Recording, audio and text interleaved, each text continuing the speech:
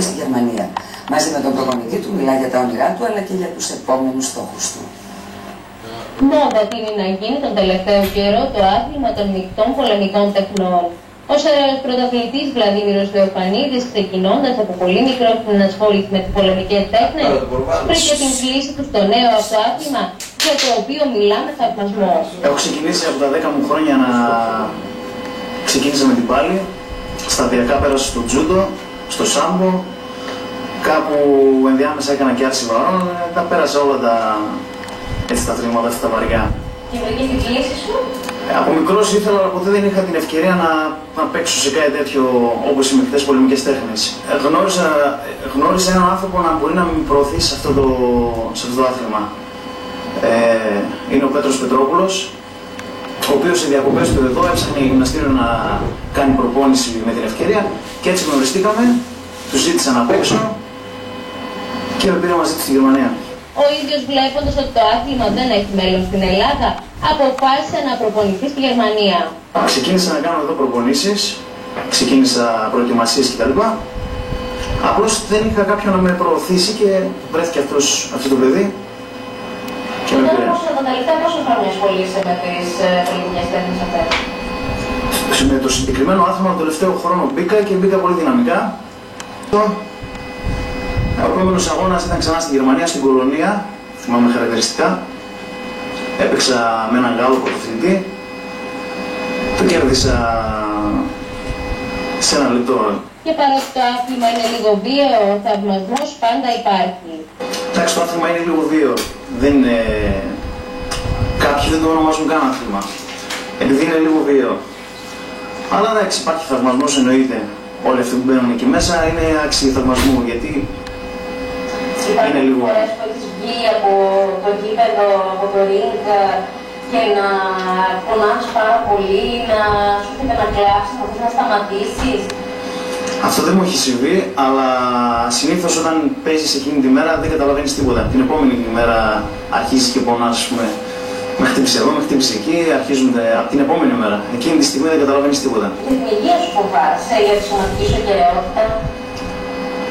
Δεν θέλω να το σκέφτομαι, δεν μπαίνω στη διαδικασία να σκεφτώ, γιατί άμα σκεφτώ σίγουρα θα έχω πρόβλημα. Όσο για το μέλλον του αθλήματος και αν οι αμοιβές επαρκούν? Οι αμοιβές από αυτό το άθλημα είναι στο χέρι σου. Όλο και μεγαλώνουν, δηλαδή σε καλύπτουν στη ζωή σου για να το κάνεις. Όσο προχωράς, μεγαλώνει. Τώρα έχουμε σκοπό εμείς, έχουμε ανοίξει καινούργιο γυμναστήριο στη Γερμανία, το οποίο θα έρθει και εδώ και στην Ελλάδα, με τη συνεργασία με τον Πέτρο Πετρόπουλο. Θα κάνουμε ομάδα, θα ασχοληθούμε επαγγελματικά, έχουμε ξεκινήσει ήδη, παίζουμε αγώνες, θα βρούμε και άλλα ταλέντα να παίξουν. Ώστε να μιλήσετε και άλλους στο άθλημα αυτό. Έτσι. Και έχεις κάποιους αγώνες οι οποίοι θα γίνουν άμεσα? Το Σεπτέμβριο ξανά στη Γερμανία. Προετοιμαζόμαστε. Είναι διαμονή σου? Όχι. Είναι Ελλάδα. Ελλάδα, Σέρες. Απλώς εκεί γίνονται οι αγώνες αυτοί. Ο προπονητής του Βλαδίμηρου Θεοφανίδη μιλάει για τις πολεμικές τέχνες, αναζητώντας νέα ταλέντα. Το άθλημα δεν είναι τόσο ξακουστό, δεν είναι πολύ καιρό ξακουστό αυτό το άθλημα και γι' αυτό δεν έχει και πολλά παιδιά που θέλουν να το κάνουν.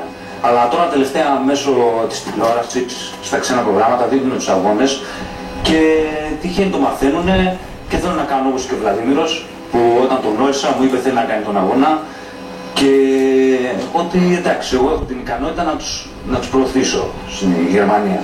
Εσύ προπονείς μόνο τον Βλαδίμηρο ή έχετε βλέψει να προπονήσεις, να κάνετε ομάδα, να προπονήσετε και τα υπόλοιπα παιδιά?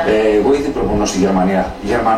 Γερμανούς, γενικά όσοι είναι εκεί, ήδη κάνω προπονήσεις και τώρα κάνω και τον Βλαδίμηρο. Δηλαδή, συμβουλές θα τους δώσω γιατί σε όλα αυτά τα χρόνια που έχω κάνει αυτό το άθλημα ξέρω τι χρειάζεται και τι δεν χρειάζεται, τι πρέπει να φυλαχτούν, τι προετοιμασία πρέπει να έχουν πριν τον αγώνα. Γιατί πρώτον κύριο δεν θα αφήσω ένα παιδί να παλέψει που κάνει ένα μήνα προπόνηση. Πρώτα θα δω πώς είναι, αν μπορεί να πει και να κάνει αυτό το άθλημα. Εσύ είσαι αυτός που κρίνει το ποιοι θα παλέψουν, με ποιους θα παλέψουν, εάν έχουν την ικανότητα να κερδίσουν ή όχι? Ναι. Ή αν εκφράζουν το ενδιαφέρον τους και αν θεωρούν ότι μπορούν? Δεν θα τους αφήσω, όχι. Δεν θα τους αφήσω γιατί θα βγουν σακατεμένοι από εκεί. Υπάρχουν άνθρωποι οι οποίοι έχουν πάθει έτσι κάποια πράγματα Έχουν να έχουν σπάσει πόδια, χέρια, να μην μπορούν μετά να επανέλθουν. Σπασίματα και τέτοια έχει όπως κάθε άθλημα, αλλά έτσι θανάτους και τέτοια δεν έχουμε τώρα. Λίγο πριν το τέλος και